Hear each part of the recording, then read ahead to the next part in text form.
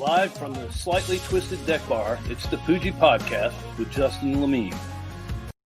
The Poojie Podcast is proudly sponsored by Cimarron Golf Club, located in Jacksonville, Florida, off County Road 210, just west of St. John's Parkway.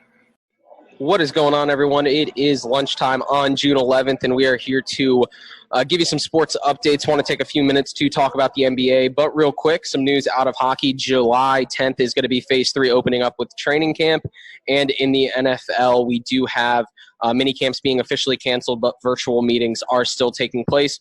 But I do want to talk a little bit about the NBA, so let's talk about it. I have heard recently that the NBA players, a conglomerate of them, are hesitant to continue the season down in Orlando. There's been some hiccups in the agreement that they have with the NBA, 7-week quarantine period before they can see their families or venture off Disney property. So it seems like a lot of the players that would be involved with these 22 teams are not going to be big fans of that agreement.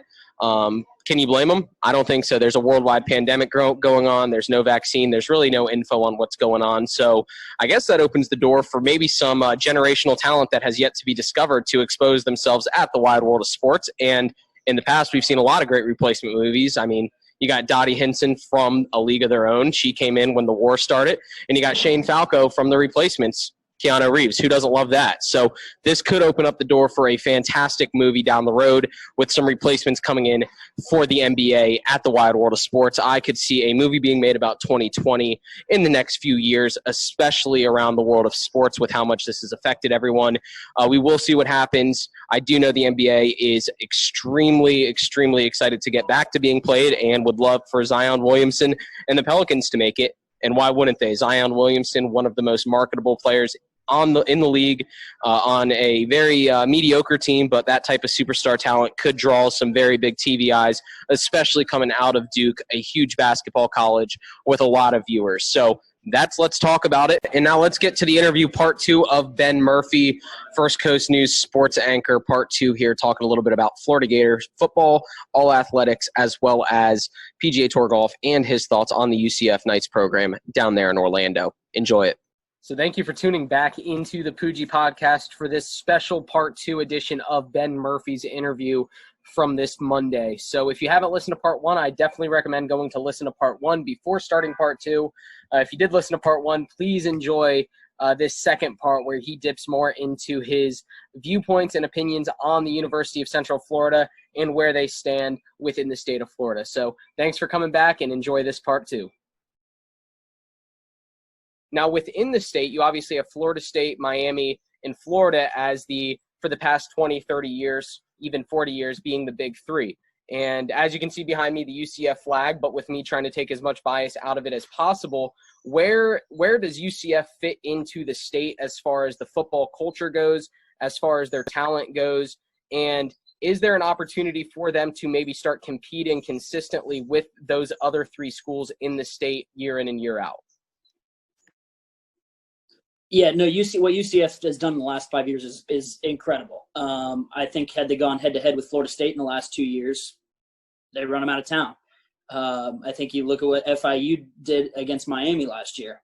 No reason UCF couldn't have done that handily as well in the last couple of years against Miami. I think right now the issue that lies within UCF is I put UCF right now in the same category that I put Houston, Memphis, and where they're in a great location.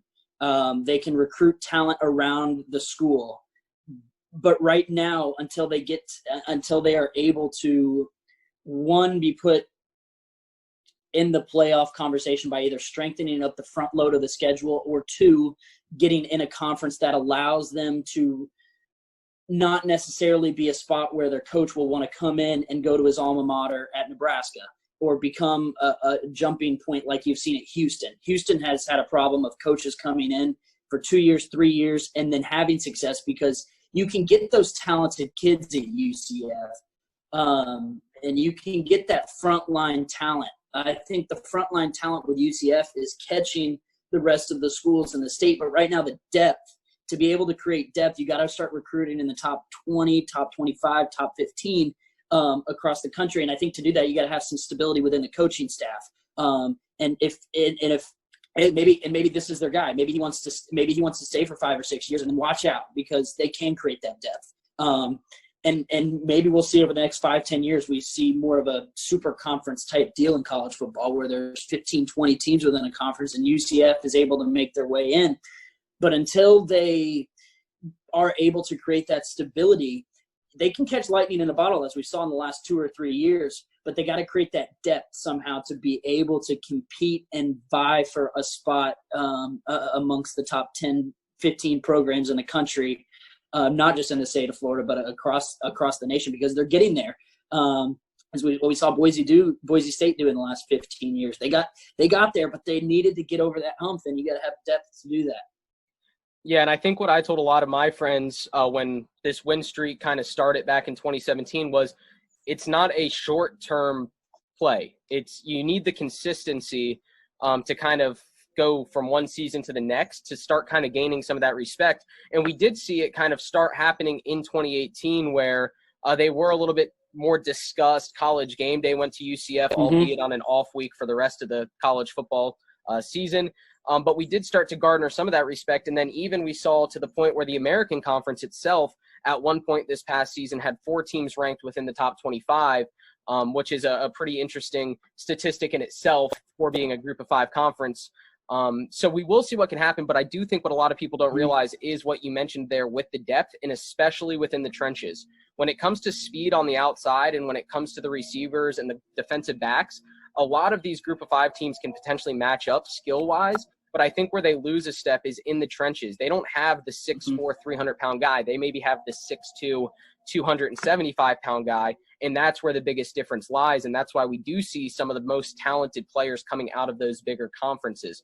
So we'll see what happens. I know recently the UCF and UF baseball kind of scheduling hasn't been approved. I'm not too sure where that lies right now. I think Greg Lovelady, coach of UCF, mentioned Kevin O'Sullivan wasn't too interested in, again, we've heard it before with the 2 programs, not doing home and homes, and not doing UF coming to UCF. So who knows the next time we'll see these 2 programs battle it out on the field of any sport. We don't know. It is a bummer because they are only about an hour and 15 minutes away. So it would be an exciting thing, I think, for the state. As far as the level of suppression, I guess would be the term I would use from a fan's point of view. From your stance as Florida fans, is it more of a, hey, you're not welcome to this table, you're not welcome to the party? Or is it simply, you just haven't done enough to earn the respect from us to even pay attention to you in a magnified light? I think the thing that really set off Florida people, in my opinion, is not necessarily the national champions claiming that. I think people kind of push that aside wholeheartedly anyways. I think the thing that really kind of set Florida people off was in the last year, when the report of we'll play 2 games in Gainesville and 1 game in Orlando, take it or leave it, and they decided to leave it, really was kind of the point for Florida fans, where they're like, look, here's how the people in Gainesville view it. They view it as, look, we don't need to play UCF. They don't need to. If Florida can run their slate, they're in the playoff. If UCF signs up for their regular slate and runs the slate, as we've seen, they're not in the playoffs. So how Florida people view it is, we don't need to sign up and play this. So if you want to play us, sign up for what we've given you, because you need to play us and beat us to have that leverage over recruits, over kids. If you're going down the street, even in Orlando, to get that 5-star, like you said, 6'4", 255-pound defensive end, to keep him from going to Florida State. You got to play Florida State. You got to figure out a way to sign up and leverage yourself against Florida and Florida State. So even if it's a 2-for-1, what do you have to lose? And I think that's really kind of where that all came from. That I think it was the UCF AD who kind of chimed in and was like, well, we're on an equal playing field. Let's play 1-for-1. But in the national perspective, if you're on an even playing field and you go undefeated, then you should have been in the playoff. So at some point, you got to create that leverage for yourself and sign up to play Florida. And I don't think there's anything to lose for UCF. I mean, even if you got to go to Gainesville twice, I know there was talks of it, whether they're going to play at Spectrum or if they're going to play at Camping World. Either way, it's in Orlando, and there'll probably be people that show up in orange and blue, because I know there's a fan base there, and I know UCF people will travel to Gainesville. It is what it is. But I think at some point, whether it's Florida State, whether it's Miami, whether it's Florida, I think that was kind of the tipping point in the online rivalry, or whatever you want to call it, was that they kind of turned down the offer to play, and how Florida views it as, well, you need it. You should want to sign up and take this opportunity, because guess what? If Florida loses, that could change some things for UCF. Even if you just take one of the three in the 3-game set, I mean, that can go ways for recruiting. That can go ways of momentum in this state. I think it can do a lot if you sign up and you're able to get the job done. But to get to that next level, you gotta be one of the big ones. And it's unfortunate for UCF that right now they're not in the ACC or SEC, to where they don't have that leverage, but they can create it by playing and beating Florida at Florida State. Yeah. And I think that's been one of the most frustrating things for UCF fans, is that a lot of the things that get held against them are sometimes out of their control, where it does come down to strength of schedule, where why should we be held accountable to the conference that we're in? We don't control how good ECU is. We don't control how good Memphis is from one year to the next. Obviously, Mike Norvell gets poached and goes to FSU. So now what is Memphis going to do? So a lot of the things that have been held against UCF, I do think, are kind of out of their control to a certain extent. On the same side of that, I do think that they need to do what they can do in their control. And that would be kind of maybe scheduling, albeit maybe an unfair scheduling thing in their eyes. Like you said, Florida doesn't need to play UCF. That's not the case. Florida is grandfathered into this Power 5, I guess, stature, because, they've been around for a long time. They were in the SEC from the beginning, all these things, and they don't need UCF. It's UCF that needs Florida. So I fully agree with that. And to be honest with you, I would love just playing 2-1. If one was at the bounce house and 2 were in the swamp, like, it would be a great game. I go to a lot of the away games just as a fan and just enjoy the environment, and it'd be great, and within the state being an hour away, I think it would be a lot of fun. Now, I do want to ask you, if Florida and UCF had a conversation, let's say, back in 2013 about a schedule for, let's say, 2016, 2017, right? Now, if Florida plays UCF when Florida was maybe going, 7-6, maybe they went 5-7 at one point, does that swing the power in any certain direction, or is this simply a problem now because both teams are becoming powers within their respective conferences?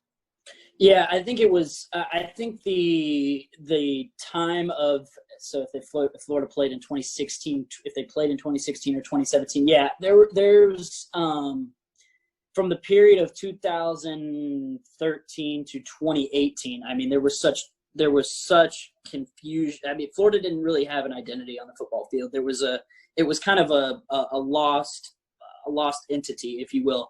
I think now if they did play, it would probably hold a little more weight, because Florida lost some games and during that 4 or 5 year stretch that people forget about. Whether it was, I know people will call out the Georgia Southern loss, where Florida only let them throw one pass and they somehow lost the game. But there are games where Florida lost homecoming against Vanderbilt. Florida lost a home game against Missouri, where Missouri scored a touchdown 6 different ways. I mean, there were a lot of games during that 5 or 6 year stretch where it was just like, okay, for Florida, here we go again. I think for UCF, if they could sign up and play them from the years 2019 to 2025, it's going to hold a lot more weight, because right now Florida fans think that they're back, and not like Texas back, like, oh, this is a year that Florida can make the playoff. And now had they played in that 2013 to 2016, 2017 stretch when they're firing a coach every 2 to 3 years, it's going to get more blown, pushed to the side, brushed under the table. And that's what it was. I think during my 4 years at Florida, they had, I want to say the stat was 2 offensive touchdowns in 4 years against Florida State in the exact 4 years that I went to Florida. So there were a lot of things that Florida people will put as skeletons in the closet. And if UCF played Florida during that time stretch, it would probably be one of them, to go along with the many things that are in that closet from that time period. But if they were to sign up and play now, when the I know potential offer was for those 2 teams to go home and then back in Gainesville, would hold a lot more weight. I can tell you that because they believe that they have their coaching staff in place and that they're on the rise. And if UCF were to come in and knock them off, which they very well could do at any point, it would hold weight. And I think at the end of the day, like you just said, well, first of all, we have our own skeletons in our closet, obviously going 0-12 about 5 years ago. So that's our biggest skeleton that we like to push aside. But the second thing is I think because of that stature and that standing that we talk about with the Florida football program, it's very easy for Florida to have the upper hand on social media and say, we would wipe you guys off the face of the earth. We would beat you guys. We would dominate you guys because of that standing in the SEC. And for us on the UCF side, it's like, well, we just want to play. Like, just let us play. Like, let's do this thing. Let's do it. So I think there's obviously going to be a back and forth for quite some time until there is some sort of maybe readjustment of the conferences when it is forced upon them to play again. So we'll see what happens. I think the arguments are just going to be, it's just going to be a constant stiff arm back and forth until they finally do line it up and play. And because Florida fans think that they've got the SEC and the past history of a trophy case that they have filled from 96, 08, 06, and UCF still has to be able to get to that level because even if they do go undefeated, they still haven't been able to get over the hump with the committee or whoever else it may be until they are able to line it up and play. There is going to be that tension between the two because, look, again, UCF's got to be able to come in and beat one of those guys, which they very, very well could do.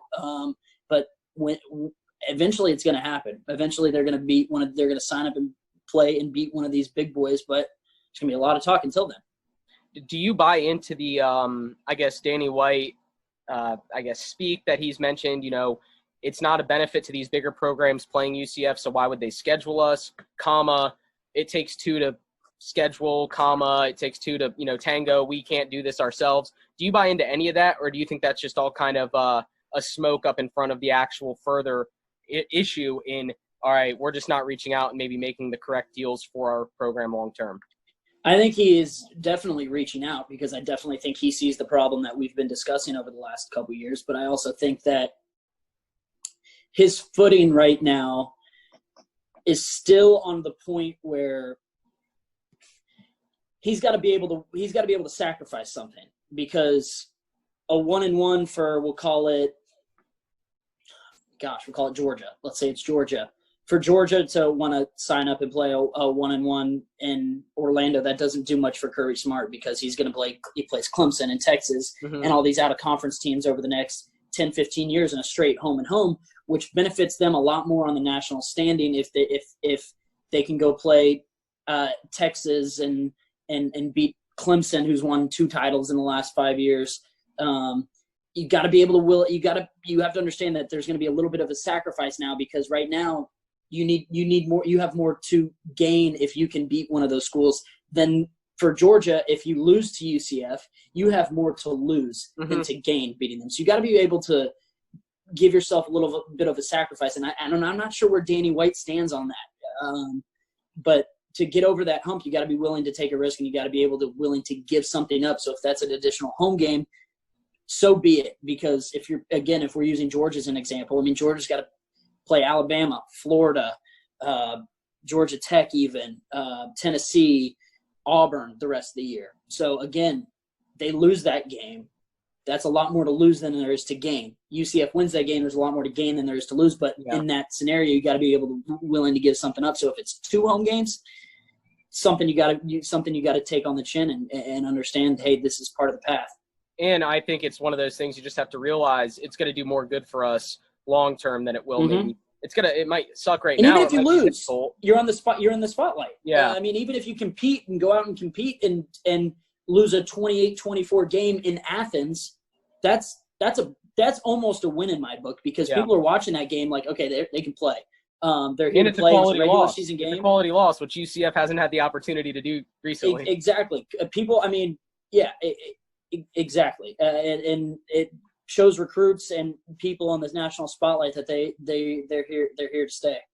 Does a 1-game neutral site game do anything to move the needle as far as these scheduling things are concerned?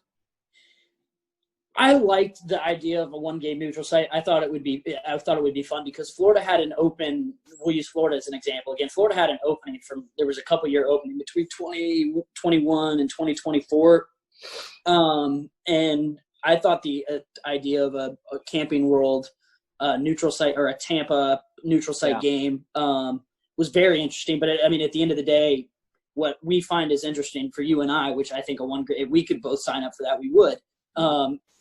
What we find is interesting doesn't always equate to revenue for Scott Strickland and the Florida Athletic Department, because that's what it came down to with UCF in the first place. Was Florida wants 2 home games because they can get the revenue from it without having to take a risk of playing a 1-game scenario in a neutral site. So while I think a 1-game neutral site would be phenomenal, obviously it didn't make sense in the wallet side of things for maybe either party, honestly. Yeah, and it's funny you mentioned that about Georgia's schedule a few points ago that you made.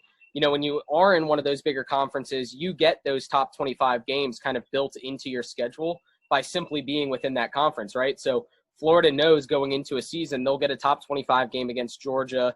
If it lines up correctly on the West, they might get a top 25 game against Auburn or LSU, Alabama, whoever it is. Whereas with the group of 5, the UCF American Conference side of things, you almost have to hope that your game against Memphis or your game against Houston is in November to give those teams enough time to maybe go 8-0 or 9-1 to where by the time you play them, they are top 25. So I think that is another interesting disparity.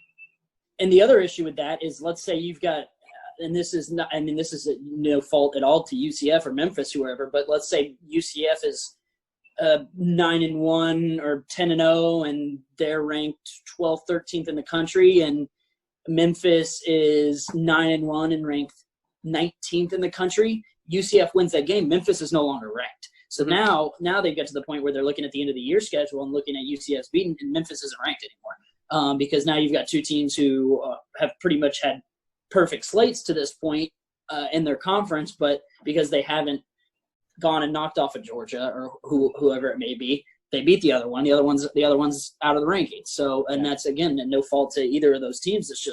That's just how the schedule lays out. If you're not playing that Big Ten slate or whatever it may be, it's tough.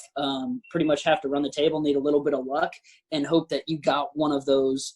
Whether it wasn't, even if it's an Oregon or a Washington or a Texas Tech at the beginning of the year.